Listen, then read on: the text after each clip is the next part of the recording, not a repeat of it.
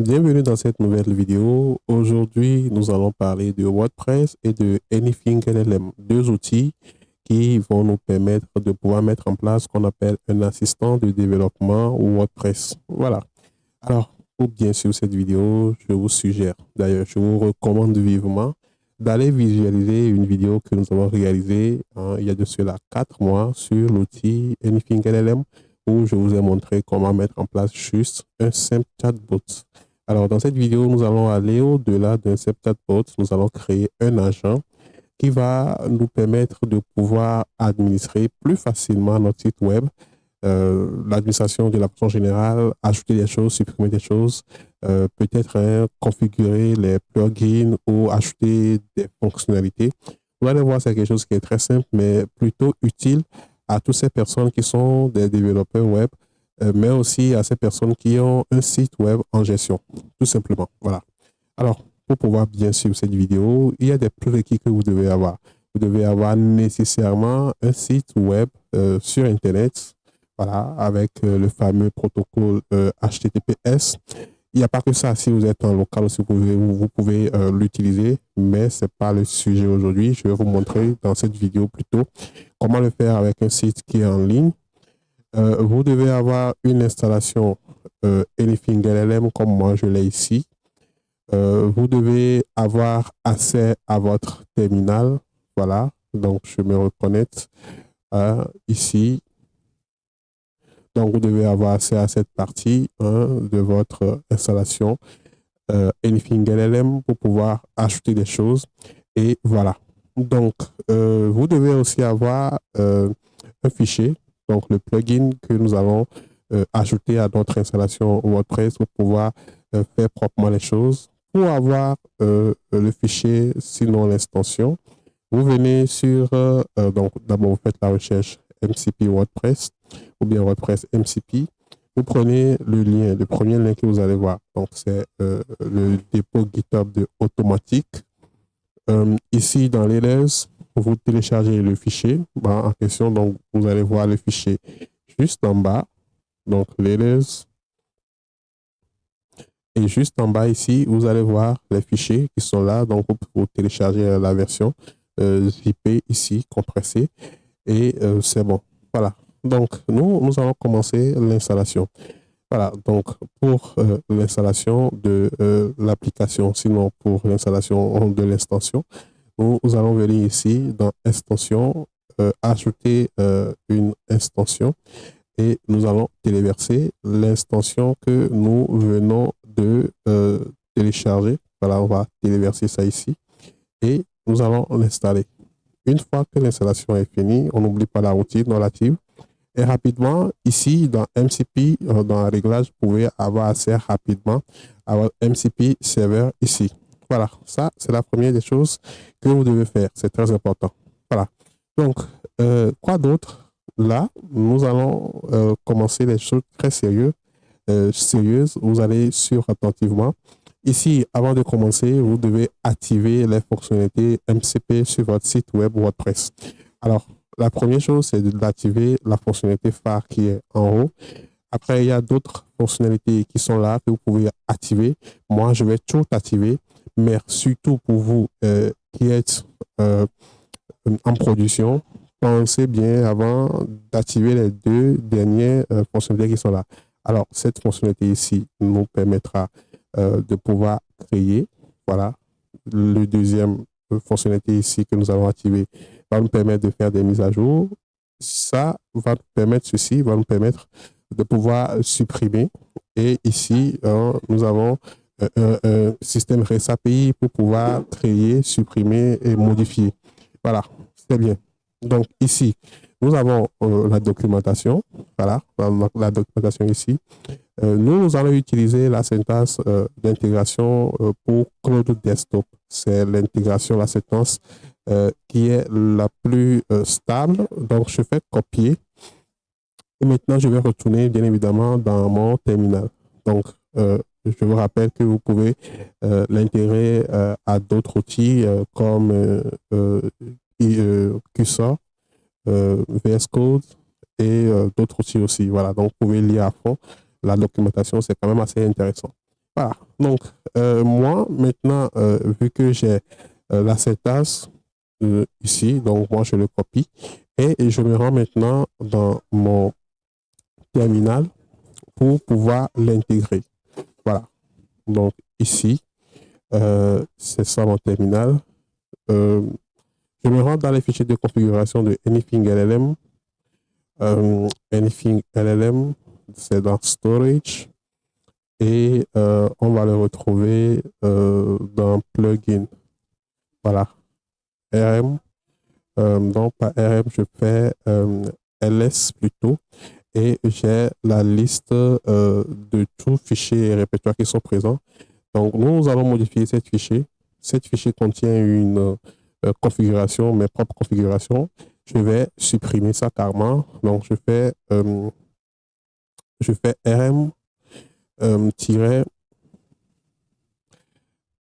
RF anything LLM et c'est bon. Donc, maintenant, je vais créer à nouveau mon fichier. Donc, pour cela, je rappelle la commande. Au lieu que ça soit RM, ça doit être nano. Et ici, je colle le code, sinon la syntaxe de code que j'ai copié sur mon site. Vous allez voir qu'il a rempli automatiquement le lien, l'URL de mon site. Voilà, qui est bravo.itadmin.tg. Maintenant, il y a une deuxième élément, c'est une deuxième chose, il y a un deuxième élément que je dois ajouter. Et cet élément, c'est le token qui est ici. Et nous allons ensemble aller générer ce token. Vous allez voir, c'est très simple.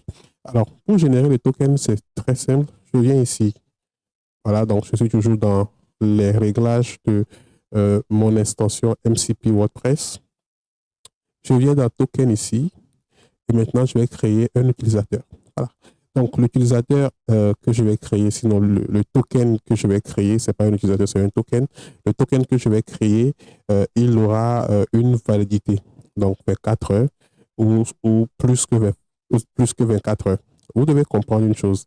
Si vous mettez en place de telles choses, c'est des fois un peu critique pour votre sécurité. Donc, vous devez faire de bons choix et vous ne devez pas laisser les tokens durer pour trop longtemps sur votre site pour des raisons de sécurité.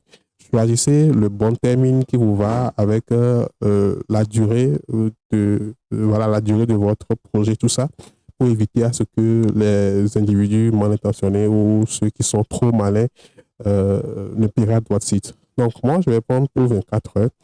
Et pour ces personnes-là qui seront les plus malins, ne revenez pas parce que juste après la vidéo, je vais tout supprimer et je fais copie. Voilà, donc je vois mon utilisateur dev avec son token qui est ici, qui est active à l'heure où nous tournons cette vidéo.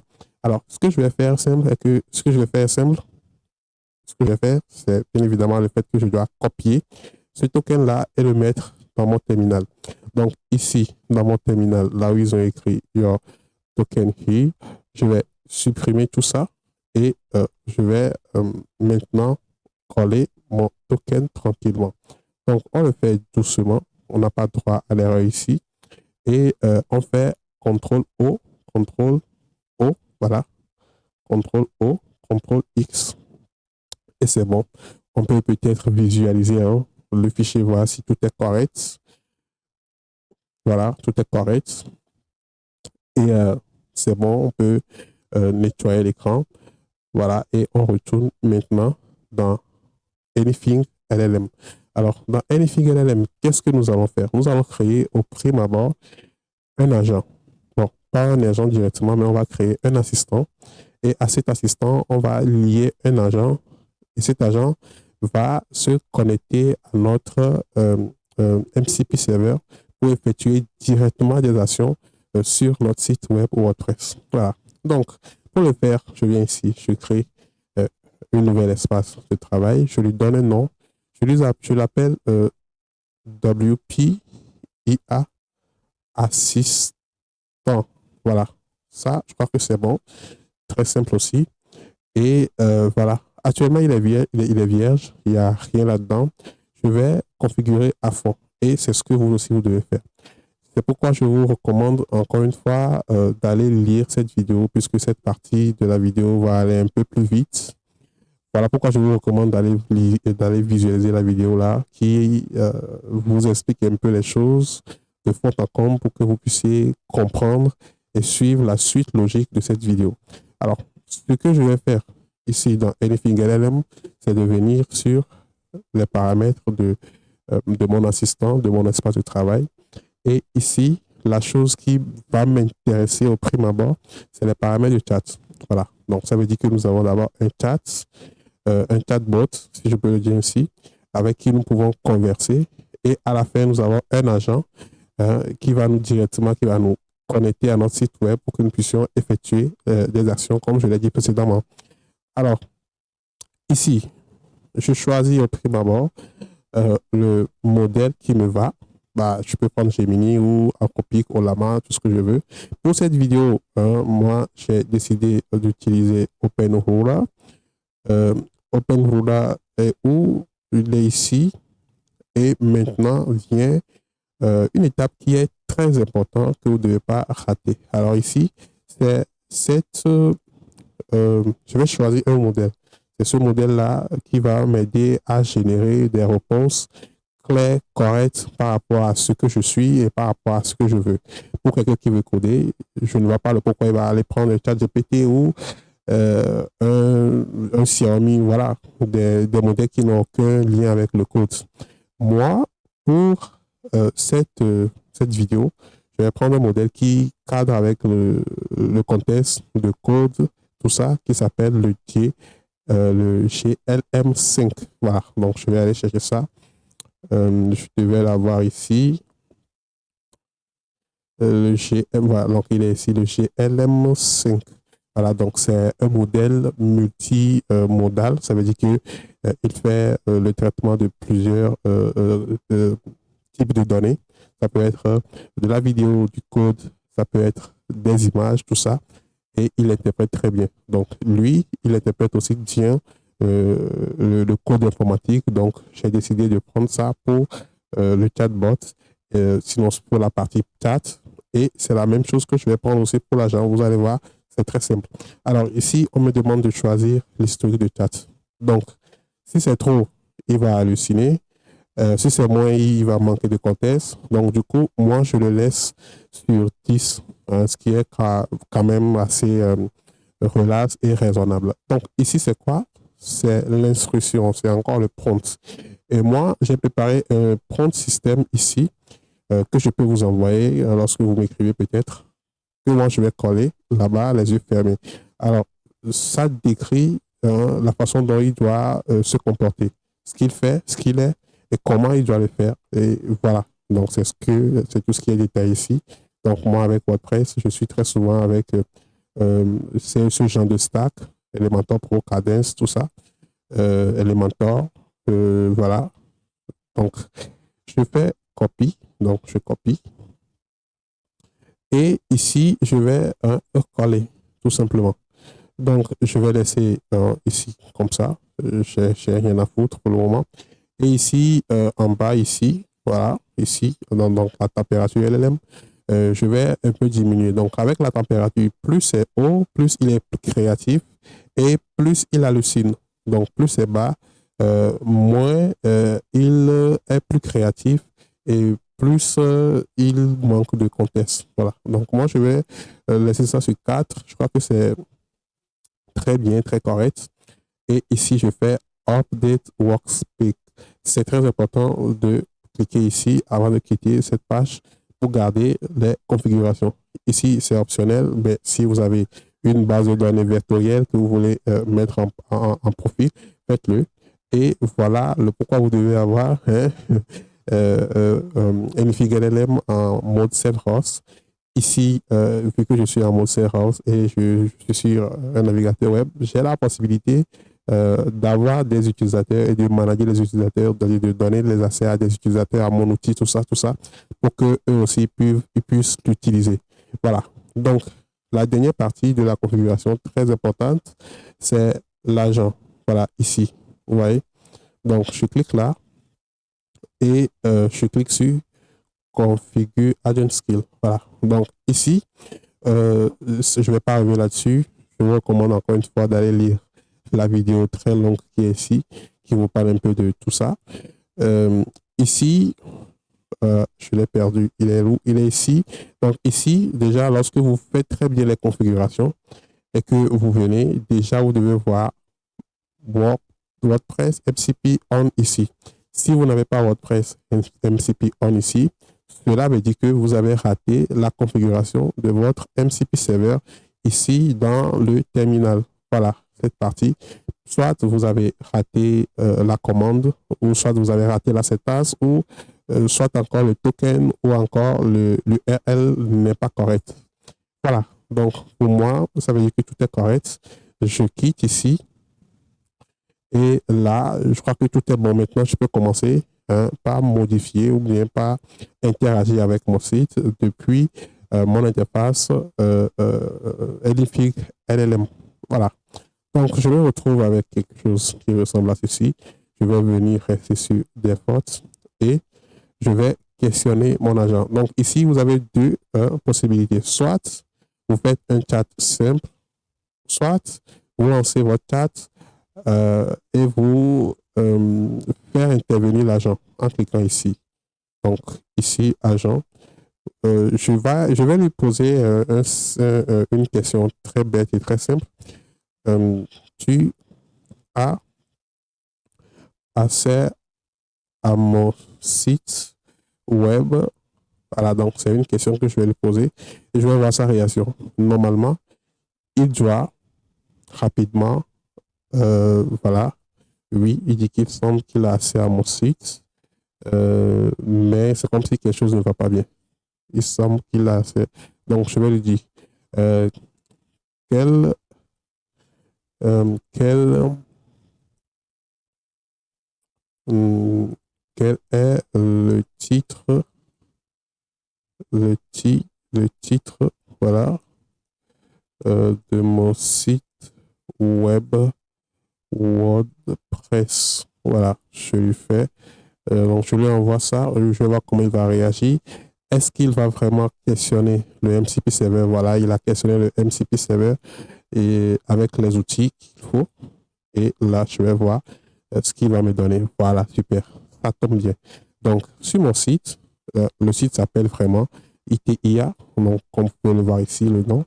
Ici, il a bien donné l'adresse URL pour aller sur le site. Donc, ça, c'est l'adresse de l'admin. C'est le thème qui est actif et les autres choses qui sont là. Voilà. Donc, il dit quoi? Ce site IT Admin semble être un environnement sous voilà. Donc, ça veut dire que le site, c'est un site qui ne correspond pas à ce que je lui ai dit. Donc, il me demande de m'aider à pouvoir configurer tout ça pas à pas. Donc, configurer Elementor, Cadence et les autres plugins là-dessus. Vous voyez comment c'est bien. Mais je ne vais pas faire ça. Donc, la vidéo n'aura pas d'intérêt si je fais ça. Mais je peux aller très loin dans les choses. Je peux, par exemple, lui demander de faire un audit de sécurité. Donc, c'est ce que je vais faire. Donc, faire un audit de sécurité.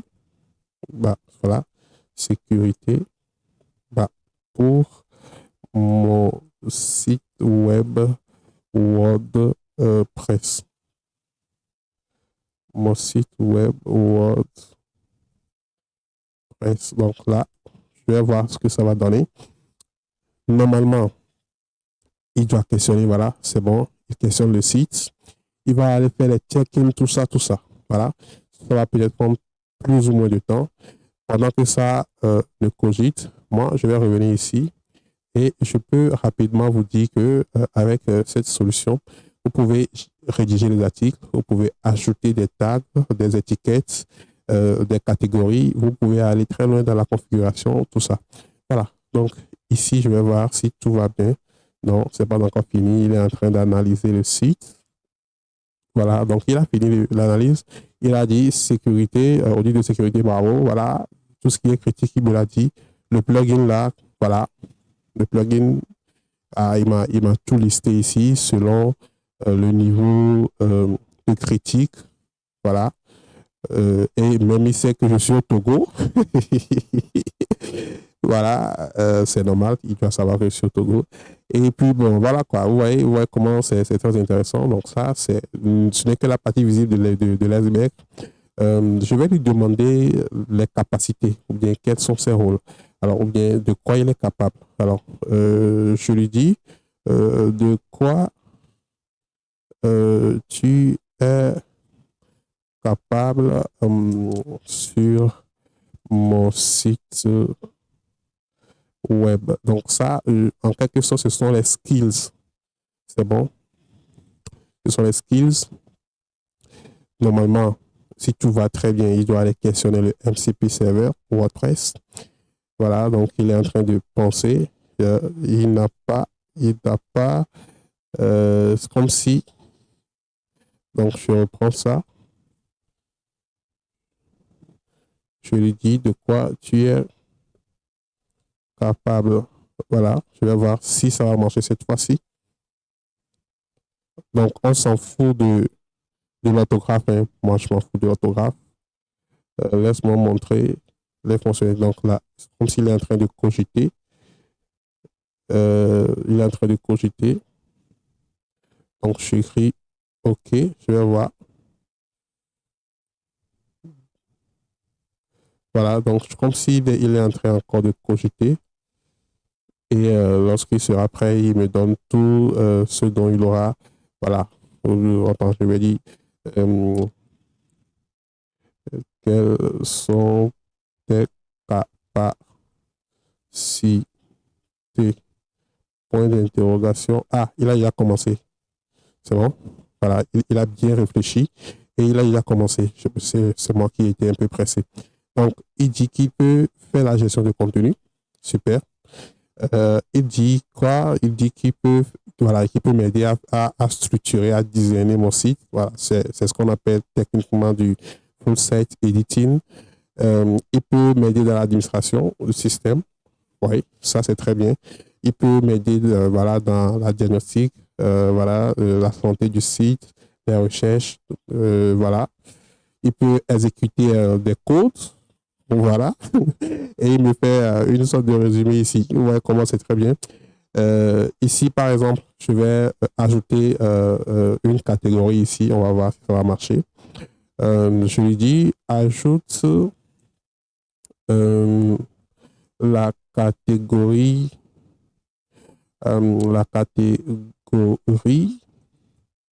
IA. Donc, je le mets en griffe pour qu'il puisse bien comprendre IA à mon site web WordPress. Voilà, je vais voir comment ça va réagir. Est-ce que ça va marcher ou pas? Je ne sais pas. Donc, il a très bien contacté le serveur MCP WordPress.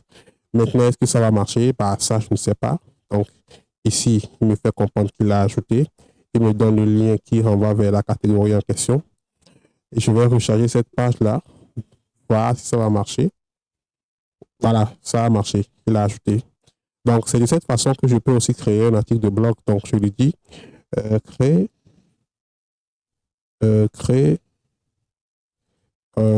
et publie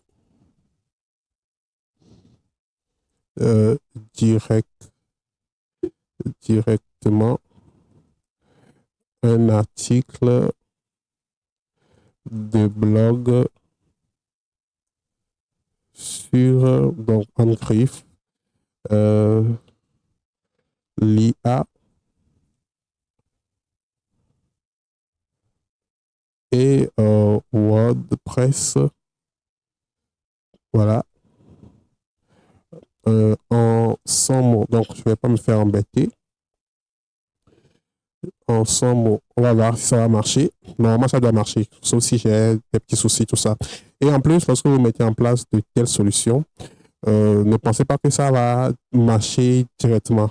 Ça ne peut ne pas marcher parce que vous n'avez pas peut-être beaucoup de contexte, le prompt n'est pas clair, tout ça. Voilà, mais voilà, comprenez que des fois, c'est un peu le truc là. J'ai quitté l'onglet là sans le vouloir. Je reviens ici. Je vais voir si l'article là est déjà présent. Non, ça n'a pas marché. L'article n'a pas marché. ça veut dire qu'il y a peut-être un petit problème. Il n'a pas trop de contexte, peut-être, hein. Et voilà quoi, c'est aussi le moment de, de bien entraîner votre IA pour qu'il puisse avoir beaucoup de contexte et vous aider vraiment au quotidien. Vous voyez, donc la page là n'existe pas. Voilà. Donc je peux par exemple, je sais pas, je vais faire encore un deuxième essai. Je reviens ici. Je vais lui dire de supprimer.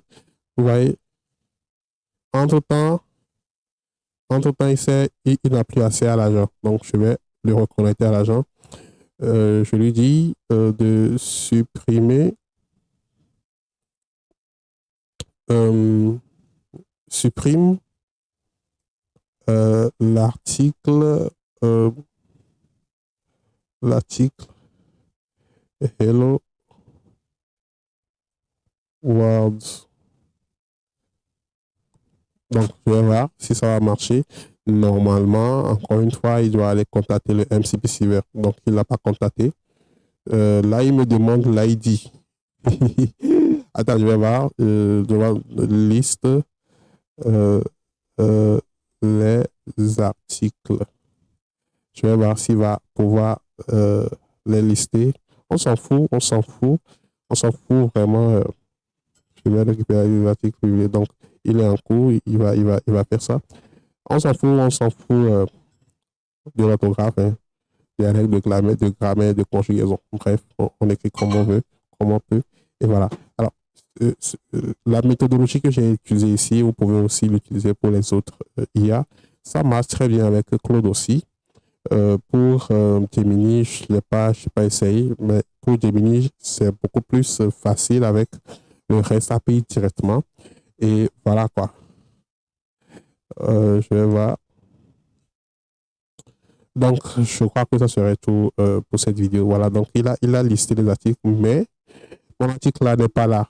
Il est parti où? Voilà, donc l'idée c'est 1. Donc, attends, avant que je ne quitte, je fais supprime